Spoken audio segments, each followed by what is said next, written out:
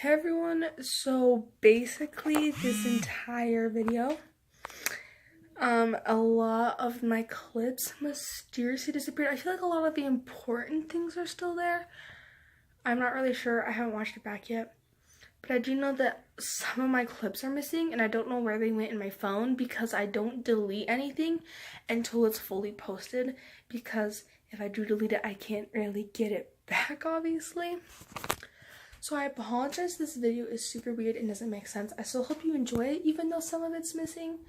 I don't know if it's in there, but I think I made a clip of telling you what I was making.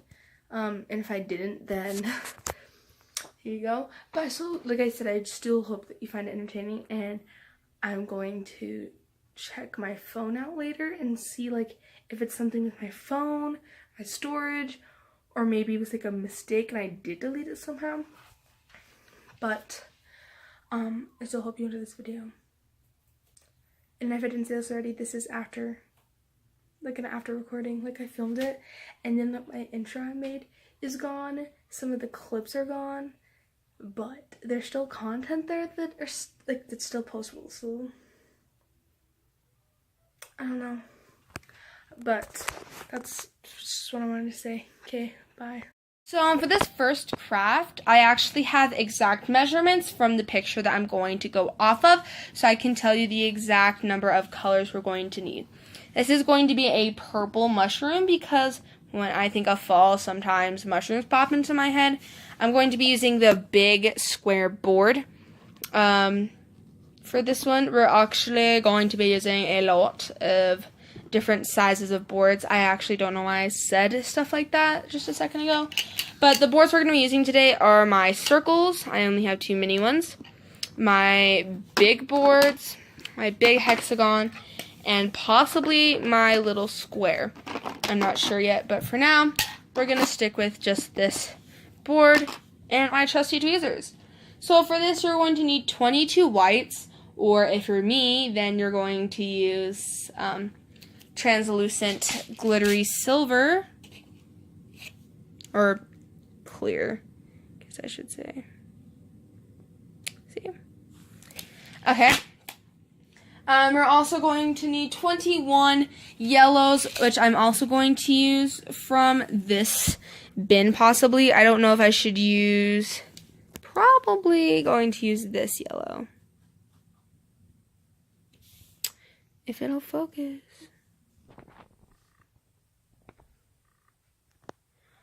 There you go, probably that yellow. And you're also going to need 31 oranges. And I already kind of mentioned to you how my orange is kind of draining, but I have faith, and pretty sure I'm just going to use my light orange. It's almost yellowish. And then you're also going to need 59 light purples, which is also in here for me. And you're also going to need 72 dark purples.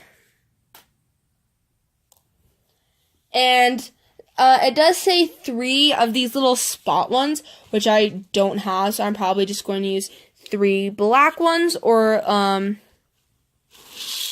just saw it. 3 of these sparkly turquoise color, I guess is what this is. There you go. So, those are the colors you're going to need for this mushroom. I'm going to start bottom up, so let's just start with the stem of the mushroom and outlines. So, this is the 31 oranges that is on the bottom. So, the stem or the bottom of the mushroom is really only this big.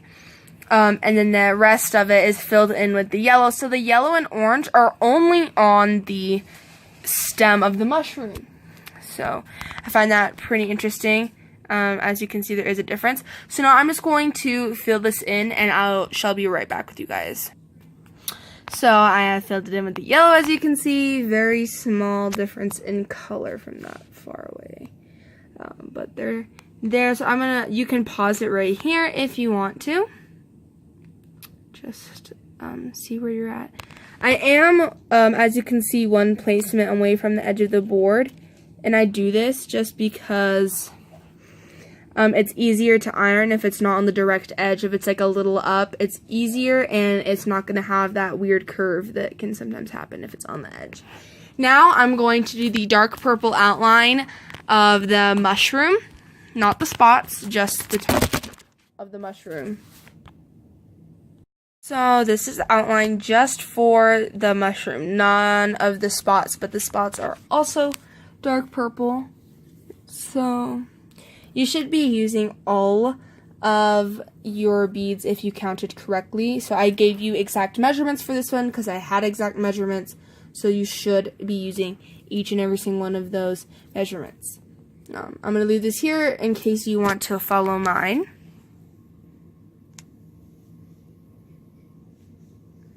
Okay, so now the next thing I'm going to do is create the spots, and I'll be back with you. Okay, as you can see here, I have the dots filled in. These are kind of tricky.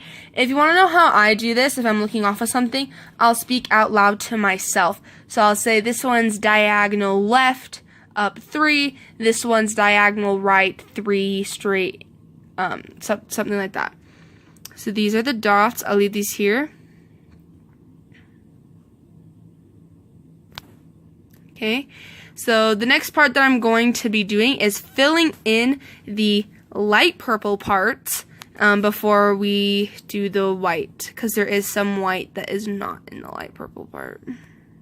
So these are the light purples. There are some, as you can see, that are left open, and that's just because some of them are white, and for the 3 other colors, obviously, so I'll kind of do this close zoom of them.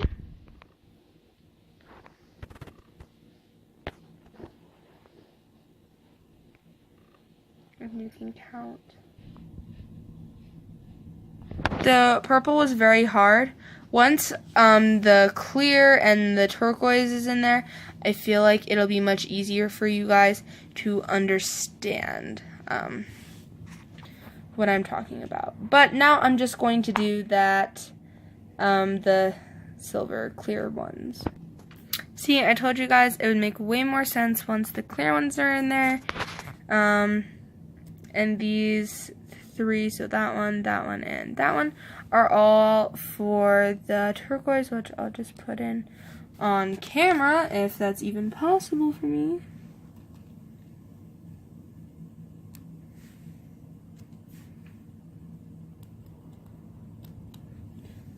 And the last one. Dun dun dun. So that is basically it for this mushroom. It is super cute.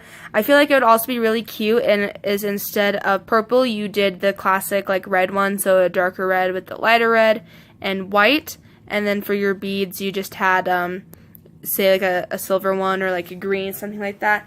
It's super cute from far away. That's what it looks like. From up close, that's what it looks like. Now I'm going to go, I'm going to iron this later. First, I'm going to complete the other creations with you guys, and I'm just going to personally iron them all at once. So I actually forgot to film me ironing these, but don't worry, I still have these circle ones to iron and walk you through the ironing process.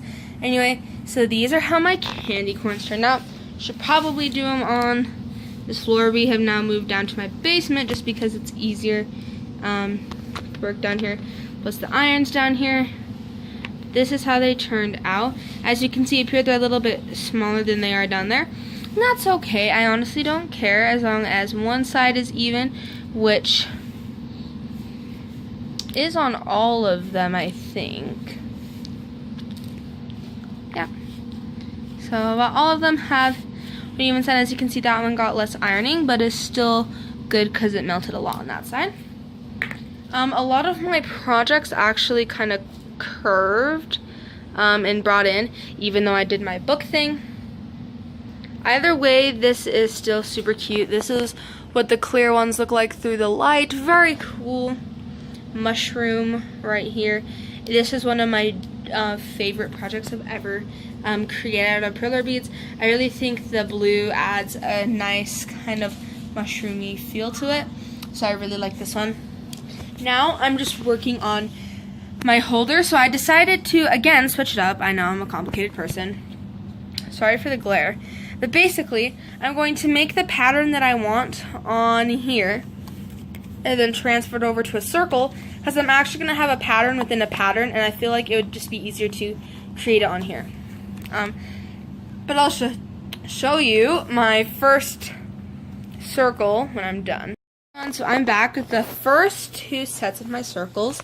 So basically on the top, the first ring is going to be just red, and then the second ring down is going to have throughout it mitts of dark purple, or like it's basically a sparkly purple. Let me go and show you.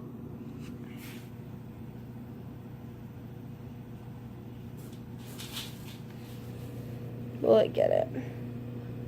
Yes, so you have the sparkly purple, and together it's basically going to make a square when it's done, and that's going to be the cute pattern that's going to be going in my TI holder, and we're just going to put that. I am going to melt these a lot just to be able to have something to actually like glue on, so they're going to be a little bit flat. I've never actually ironed in a circle, so I'm going to, this is going to be my first time attempting to iron in a circle. Like iron a circle, probably in a circle. But now I'm going to walk you through my personal iron preferences. So for my personal iron, it's between 2 and 3. On here it tells me what 2 and 3 is, so you can really see from your iron what it is. I'm only going to do one at a time just so I'm not risking sticking to the other, so we're just going to put that one over there. And we're going to start with the second one. Da-na-na. So you're also going to need 2 pieces of iron paper. So it comes with kits, so if you get a kit, usually you'll have an iron paper or 2, sometimes 3 will come in the kit with it. And you just place it on top, do one side, flip the thing, remove that, and then do it to the other side, which you shall see me do. But let's start.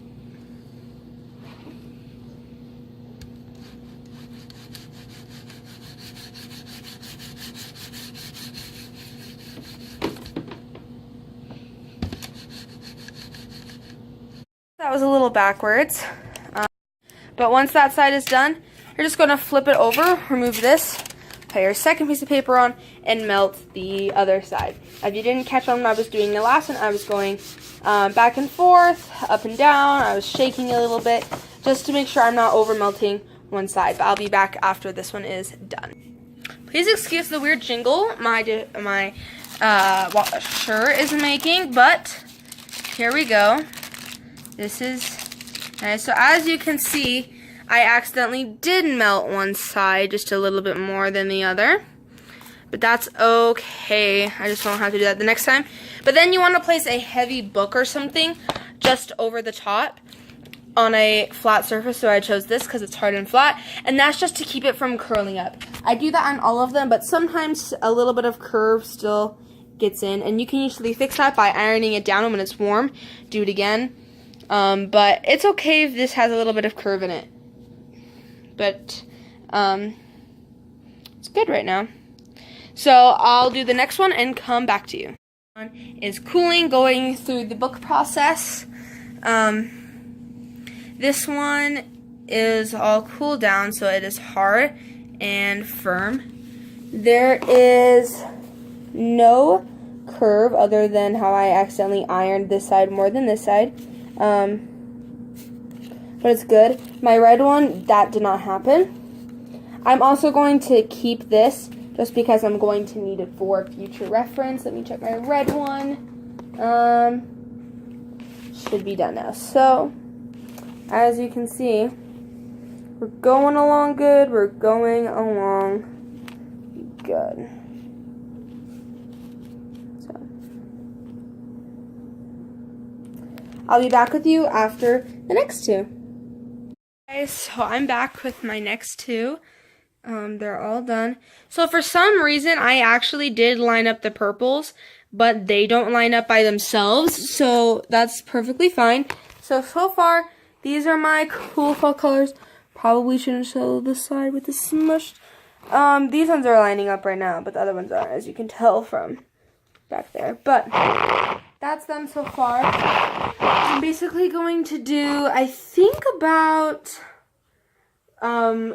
maybe 4 more of these. I don't know. I'll see where I am at the next two. But the next couple are going to be clear, and then it's going to end with green and red. So I'll show you all of that when I'm done, like the whole complete thing that we're going to go to gluing. And so I just finished my last two. This one, again, got really flat because my iron's been on, so it's gotten a little bit hotter, but that's okay. I just wanted to look darker than it originally was. As you can see here, I have it sandwiched between yellow and orange, so I switched up the order. So I probably should place it like this, just to give it a little bit more, of mixing like so. So now I'm gonna go upstairs and hot glue all of these together.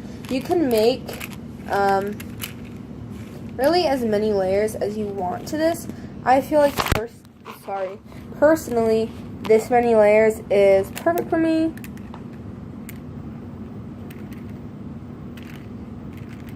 So there's 8 rings in total. I have green and purple and green, 2 different shades of yellow, 1 with purple, 1 orange, 2 of my glittery clears. You can kind of see them. Okay, and 1 red. I was originally going to do, instead of this green, another red, but I just decided not to. All of these are firm. So now I'm going to show you how I hot glued it. So on both, or not both, really all of them, there's a side that's more flat than the other. So this one, as you can see, it has flat here, not so flat there.